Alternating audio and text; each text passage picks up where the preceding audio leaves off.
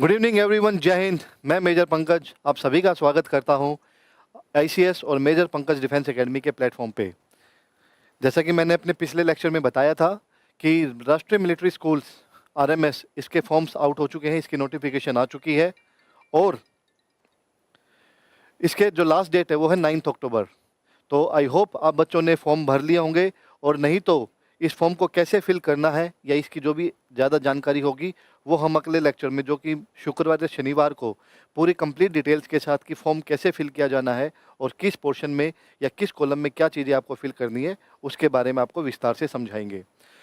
जो हम एक सीरीज़ लेके आए थे स्टेट्स की, जो हमारे सैनिक स्कूल, मिलिट्री स्कूल या हमारे नवोदय स्कूल या फिर राइस स्पोर्ट्स स्कूल जैसे जो कॉम्पिटिटिव एग्ज़ाम्स हैं, उसकी तैयारी के लिए हमने स्टेट्स की जो जीके है, जीएस है, वो कवर करते चल रहे हैं। तो उस सीरीज़ में आज का जो टॉपिक रहेगा वो रहेगा गुजरात। पिछले कुछ दिनों संडे को एक्चुअली एनडीए का जो नेशनल डिफेंस एकेडमी है 12th अपीयरिंग, और 12th के बाद के बच्चे जो नेशनल डिफेंस एकेडमी के लिए अपीयर करते हैं उनका एग्ज़ाम था। और हमारे साथ जो बच्चे जुड़े हुए थे, काफ़ी बच्चों का बहुत अच्छा एग्ज़ाम हुआ भी है, और हमें उम्मीद है कि काफ़ी बच्चे वो एग्ज़ाम क्लियर करेंगे, रिटन एग्ज़ाम। उसके बाद प्रोसेस होता है आपका एसएसबी का, वो 2 से 3 महीने बाद होगा, लेकिन इसका रिजल्ट आ जाएगा और जो भी हमारे विद्यार्थी रहेंगे जिसने ये एग्ज़ाम दिया है, जो उस एग्ज़ाम को क्लियर करेंगे उसकी भी इन्फॉर्मेशन आपके साथ साझा की जाएगी, ताकि आपको पता रहे कि आईसीएस और मेजर पंकज डिफेंस एकेडमी कितने अच्छे तरीके से आप लोगों की तैयारी करवा रहे हैं।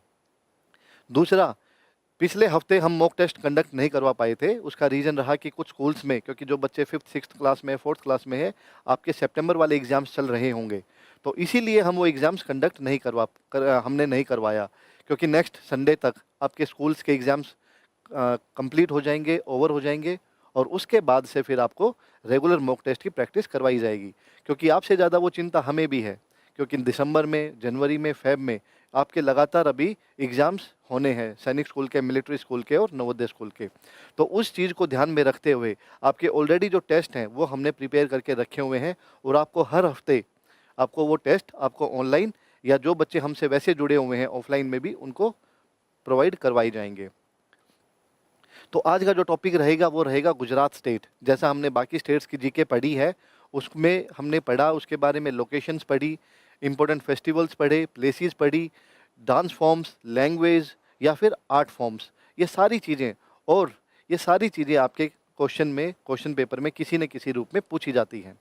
तो आज का जो टॉपिक है गुजरात, उसको शुरू करते हैं। आप लोगों की आसानी के लिए हम इसको हिंदी में ही कवर करेंगे, ताकि आपको अच्छे तरीके से समझ में आए। सबसे पहले हम देखते हैं गुजरात में हमारी जो भूगोल और स्थान यानी ज्योग्राफी एंड लोकेशन, गुजरात कहाँ लोकेटेड है, उसके सीएम यानी चीफ मिनिस्टर, मुख्यमंत्री और राज्यपाल कौन है। तो सबसे पहले मैं आपको बताना चाहूँगा जो इसकी राजधानी है, गुजरात की राजधानी है गांधीनगर। इसकी सीमाएं राजस्थान, मध्य प्रदेश, महाराष्ट्र और अरब सागर से मिलती है। जब इसका मैप आएगा मैं आपको दिखाऊंगा कि इसके नॉर्थ में आपका राजस्थान है, ईस्ट में गुजरात के ईस्ट में आपका मध्य प्रदेश, नीचे की तरफ महाराष्ट्र, और वेस्ट में अरब सागर यानी कि अरेबियन सी आता है। उसके बाद इसके मुख्यमंत्री जो हैं श्री भूपेंद्र भाई पटेल हैं, और जो राज्यपाल हैं श्री आचार्य देवव्रत, और इनको अतिरिक्त भार मिला हुआ है महाराष्ट्र के गवर्नर का भी। जो इम्पोर्टेंट नदियां हैं, रिवर्स हैं, उसमें सबसे पहले नाम आता है नर्मदा का, और आप एक तरह से कह सकते हैं यह गुजरात की एक जीवन रेखा है, यानी लाइफ लाइन है। जितना भी डोमेस्टिक या फिर आपका एक तरह से कमर्शियल पर्पजेज़ के लिए जो इरिगेशन है, या फिर आपका सिंचाई के साथ साथ जो और चीज़ें हैं, उसमें नर्मदा रिवर का बड़ा अहम रोल है।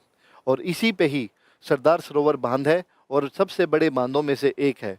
तो इससे आपका एक क्वेश्चन ये आता है कि सरदार सरोवर बांध यानी सरदार सरोवर डैम कहाँ लोकेटेड है, कहाँ स्थित है। तो आप लिख सकते हैं नर्मदा, और कौन से राज्य में, गुजरात में नर्मदा पर बनाया गया है। उसके अलावा तापी, इसको ताप्ती नदी भी बोलते हैं, और साबरमती नदी, ये इंपॉर्टेंट रिवर्स है आपके गुजरात की।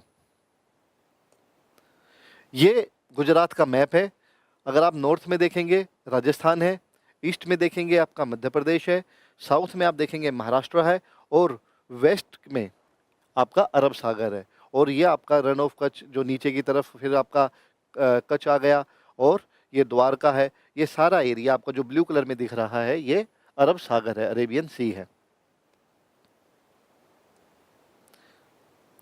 इसके बाद आगे प्रसिद्ध स्थान। प्रसिद्ध स्थान कौन कौन से हैं? सबसे पहले स्टैच्यू ऑफ यूनिटी, यानी कि जो वर्ल्ड की, दुनिया की सबसे बड़ी ऊंची मूर्ति बनाई गई है सरदार वल्लभ भाई पटेल की 182 मीटर की, वो आपके नर्मदा नदी पे ही बनाई गई है। और इसके नज़दीक जो हमने पढ़ा था सरदार सरोवर जो बांध है उसके पास लोकेटेड है सरदार सरोवर बांध। और वल्लभ भाई पटेल को समर्पित दुनिया की सबसे ऊंची प्रतिमा यानी कि मूर्ति बनाई गई है, और इसको ही हम स्टैच्यू ऑफ यूनिटी के नाम से जानते हैं। जिस तरह न्यूयॉर्क में स्टैच्यू ऑफ लिबर्टी है जो अमेरिका में है, ऐसे ही स्टैच्यू ऑफ यूनिटी का दर्जा दिया हुआ है सरदार वल्लभ भाई पटेल की इस प्रतिमा को। उसके बाद गिर राष्ट्रीय उद्यान यानी गिर नेशनल पार्क दुनिया का एकमात्र स्थान है जहां पर एशियाई जो शेर होते हैं, जंगली एशियाई शेर यहीं पे पाए जाते हैं। और इसके अलावा तेंदुए, हिरन, मगरमच्छ और 300 से अधिक पक्षियों की और जानवरों की प्रजाति इस जंगल में पाई जाती है, यानी गिर नेशनल पार्क में पाई जाती हैं। लेकिन जो एक यूनिक चीज़ है वो आपकी जंगली एशियाई शेर है, जो आपको सिर्फ पूरी दुनिया में यहीं मिलेंगे। उसके बाद है सोमनाथ टेम्पल यानी सोमनाथ मंदिर, जो 12 ज्योतिर्लिंग है भारत में, उनमें से एक ज्योतिर्लिंग यहाँ पर है, भगवान शिव के पवित्र मंदिर में से एक है। और इतिहास में कई बार इसको नष्ट किया गया और पुनर्निर्मित किया गया है, यानी फिर से बनाया गया है। अरब सागर तट पर स्थित है, यानी जो अरेबियन सी है उसके कोस्ट पर लोकेटेड है, और एक लुभावने दृश्य का प्रस्तुत करता है। एक लुभावना दृश्य आपको देखने को मिलता है जब आप यहाँ पे जाते हैं, तो आपको आध्यात्मिक एक आत्मा की शांति कह लीजिए, और या आध्यात्मिक ज्ञान की शांति के लिए कह लीजिए, काफ़ी लोग, हजारों की तादाद में लोग इस मंदिर को विजिट करते हैं। उसके बाद द्वारका, जो भगवान श्री कृष्ण का एक स्थल भी कहा गया है, पौराणिक नगरी है, 4 धाम तीर्थ स्थलों में से एक है। और द्वारिकाधीश मंदिर, बेट द्वारका द्वीप और रुक्मणी मंदिर, यहाँ द्वारका में आपको ये चीज़ भी देखने को मिलेंगी। इसके अलावा जो अन्य स्थान हैं, जो हमने ये चीज़ की, इसमें हमने मंदिर वगैरह किए हैं, और इसके अलावा गुजरात में और स्थान क्या क्या हैं जो इम्पोर्टेंट है, वो आपका साबरमती आश्रम है, जो महात्मा गांधी का एक ऐतिहासिक घर है, जहाँ से उन्होंने जो दांडी मार्च है वो शुरू किया था। उसके बाद रानी की वाव यानी कि रानी की बावड़ी, यूनेस्को विश्व धरोहर स्थल है, यानी कि वर्ल्ड हेरिटेज साइट है। उसके बाद चंपानेर पावागढ़, ये भी आपकी वर्ल्ड हेरिटेज साइट है, यानी कि यूनेस्को द्वारा विश्व धरोहर स्थल इसको घोषित किया गया है। और प्राचीन किले, मस्जिद और मंदिरों से भरा हुआ है चंपानेर पावागढ़। तो ये कुछ अन्य स्थान हैं जो गुजरात में आपको देखने को मिलेंगे। उसके बाद आगे प्रसिद्ध त्यौहार, जैसा कि हमने पहले जितने भी स्टेट्स कवर किए हैं उनमें हमने सेम उनकी फेमस प्लेसेस, त्यौहार या फिर उनके एक तरह से जो कला है वो हमने चीज़ें डिस्कस की थी। तो प्रसिद्ध त्यौहार में देखते हैं, सबसे जो इम्पोर्टेंट है वो है रथ यात्रा, और जून जुलाई के महीने में इसको निकाला जाता है। अहमदाबाद में जगन्नाथ रथ यात्रा गुजरात में सबसे प्रसिद्ध धार्मिक जुलूसों में से एक है।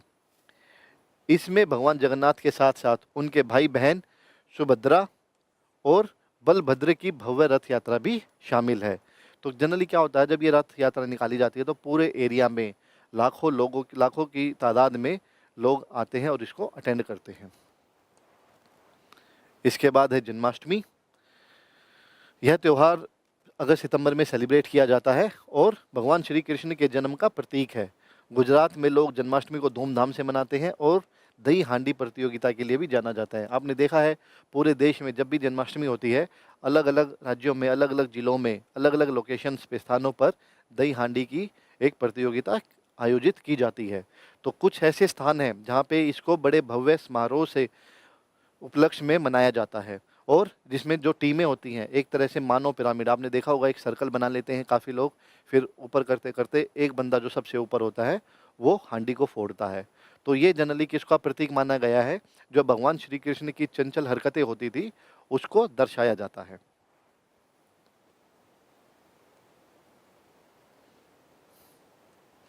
गणेश चतुर्थी, इससे पहले मैं आपको दोबारा एक बार फिर बताना चाहूँगा, जो हमारे मिलिट्री स्कूल के फॉर्म्स हैं उसकी लास्ट डेट 9 अक्टूबर है, 9 अक्टूबर।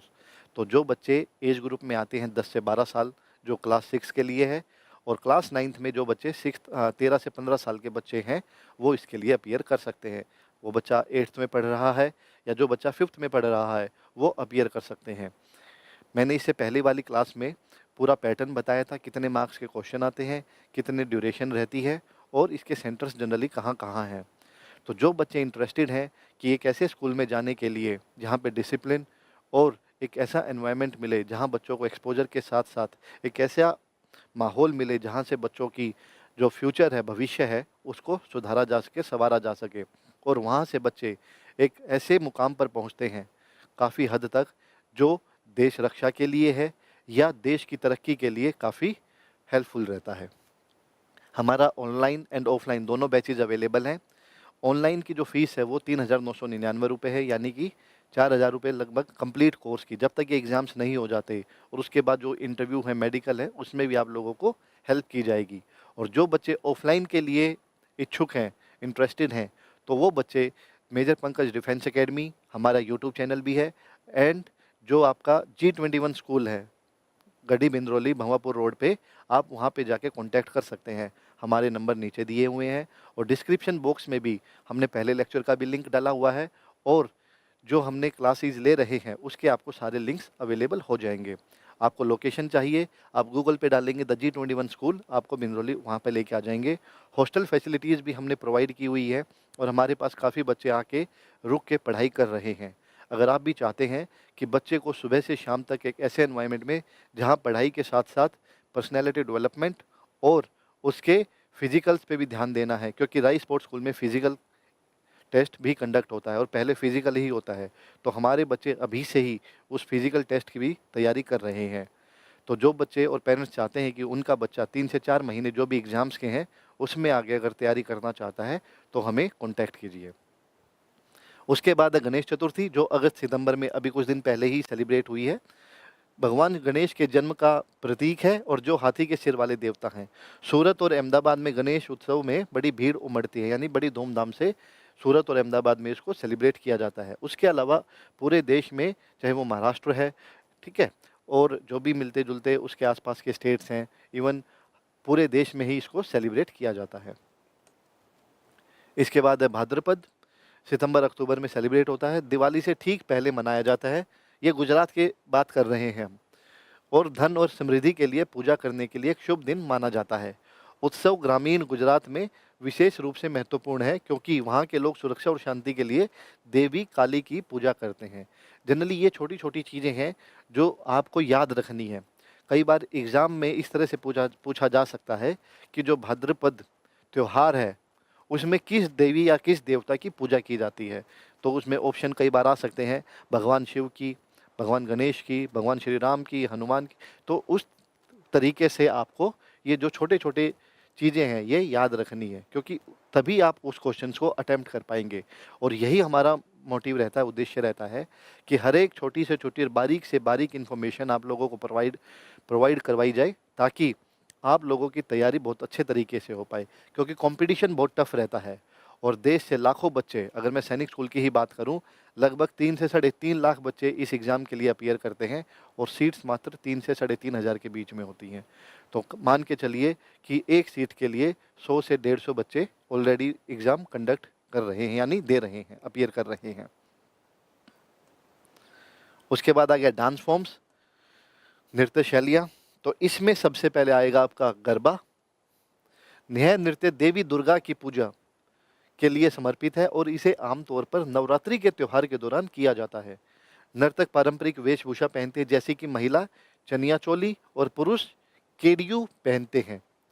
अब जैसे जो ये हमने इन्फॉर्मेशन प्रोवाइड करवाई है, तो हम ये जो चीज़ें स्लाइड्स बना रहे हैं, वो इसीलिए है कि ताकि जो छोटी-छोटी चीज़ें हैं कि पुरुषों की, महिलाओं की किसी पर्टिकुलर फेस्टिवल में या किसी डांस फॉर्म में क्या वेशभूषा रहती है, क्या ड्रेसेस रहती है, वो ट्रेडिशनल है या क्या है। तो इसीलिए आप ये चीज़ नोट कर सकते हैं और ये हमारी ऑफलाइन क्लासेज में ऑलरेडी कवर हो चुका है, रिवीजन भी स्टार्ट हो चुकी है। तो जो बच्चे अभी भी चाहते हैं कि, क्योंकि फॉर्म्स निकल चुके हैं और 2 से 3 महीने का ही समय है, तो हमसे जुड़ सकते हैं। इसके बाद है डांडिया। डांडिया अक्सर गरबा के साथ साथ किया जाता है और ख़ास तौर पर नवरात्रों के दौरान ये किया जाता है। इस नृत्य में प्रतिभागी यानी जो पार्टिसिपेंट्स होते हैं, दोनों हाथों में लकड़ी की छड़ी, जिन्हें डांडिया कहा जाता है, उसको पकड़कर और एक लयबद्ध पैटर्न में डांस करते हैं।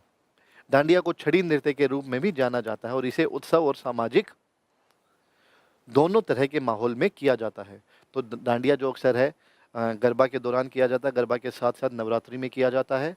और इसमें दो छड़ियाँ लेके आपने देखा होगा स्कूल्स में भी, कॉलेजेस में, और उस समय हर जगह डांडिया नृत्य किया जाता है। तो आपको एक आइडिया है कि दोनों हाथों में छड़ी लेके और उनको लयबद्ध तरीके से, यानी एक यूनिफॉर्म पैटर्न में बजा बजा के डांस किया जाता है। इसके बाद है तिप्पनी डांस। ये नृत्य अक्सर ग्रामीण इलाकों में महिला द्वारा किया जाता है।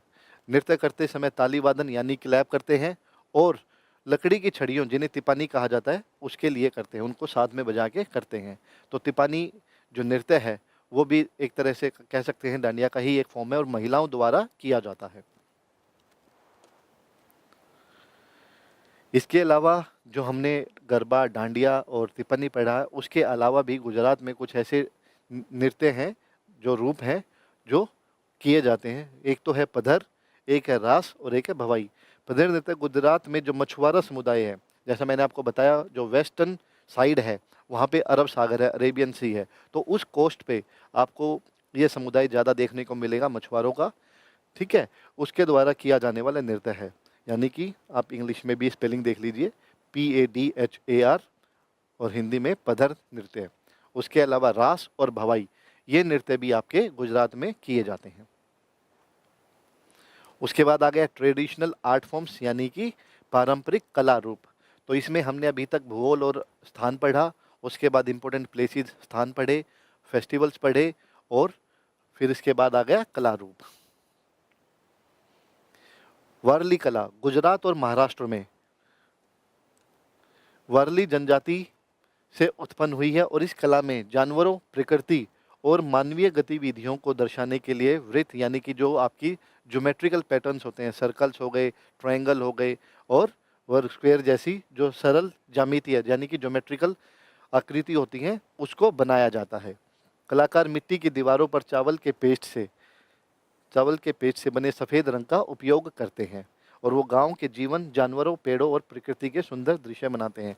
यानी वर्ली कला का में क्या होता है, आपके जो भी ये सफ़ेद चावल की पेस्ट है, उनसे ये सारी चीज़ें, गांव का जो एक तरह से जीवन है, जानवर है, पेड़ है, प्रकृति है, जो उनका रहन सहन है, उन चित्रों को दीवारों पर अंकित किया जाता है, यानी बनाया जाता है। और उसके अलावा ये कहाँ से उत्पन्न हुई है, गुजरात और महाराष्ट्र के वर्ली जनजाति, यानी जो वर्ली कला है, वर्ली जनजाति से उत्पन्न हुई है।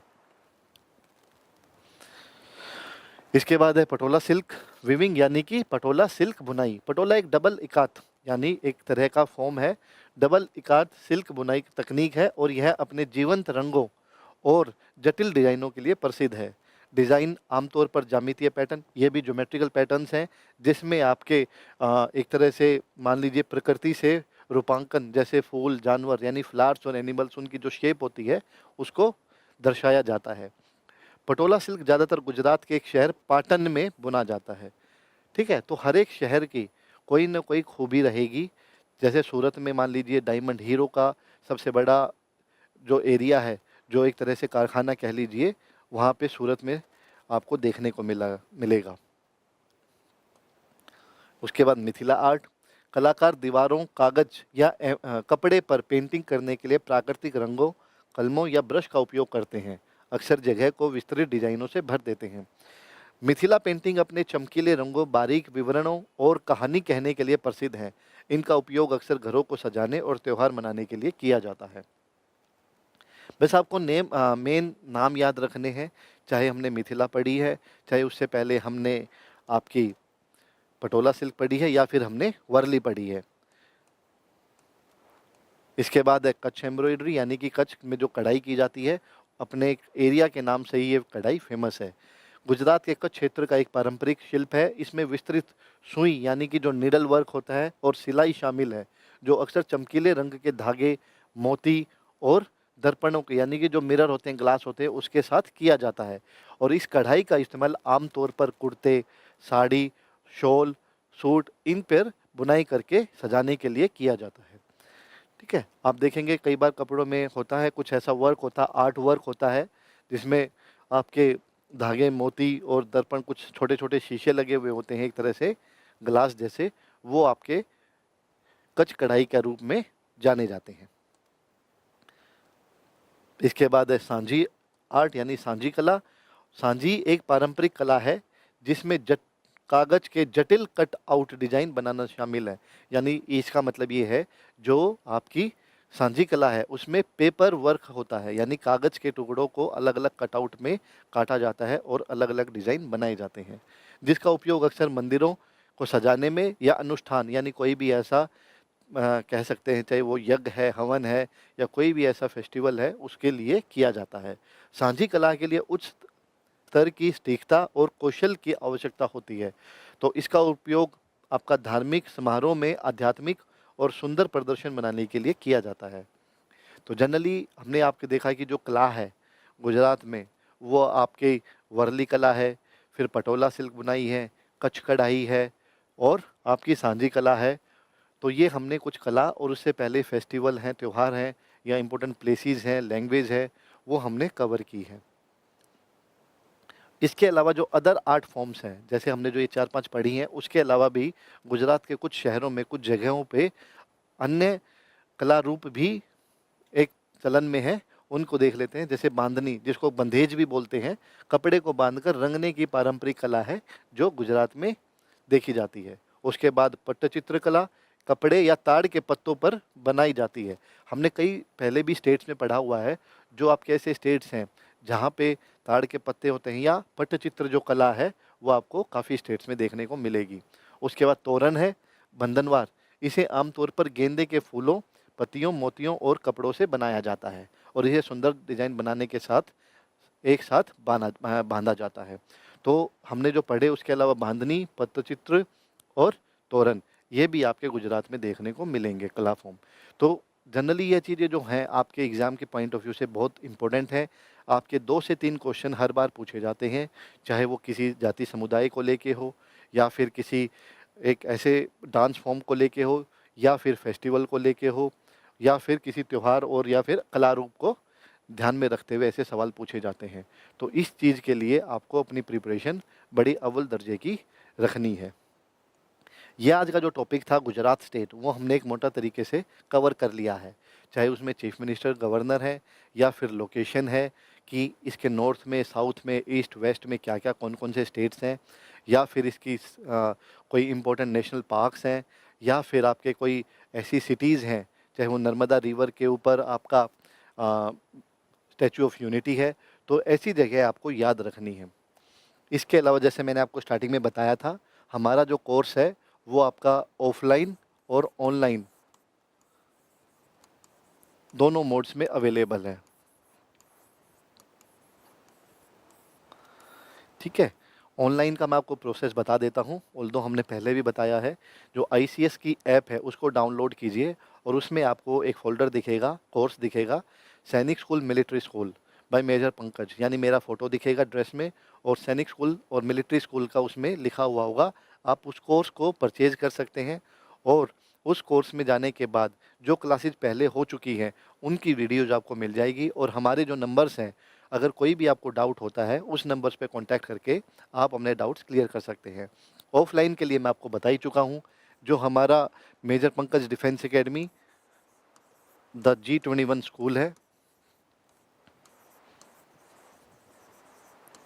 और हमारा जो यूट्यूब चैनल है मेजर पंकज डिफेंस एकेडमी।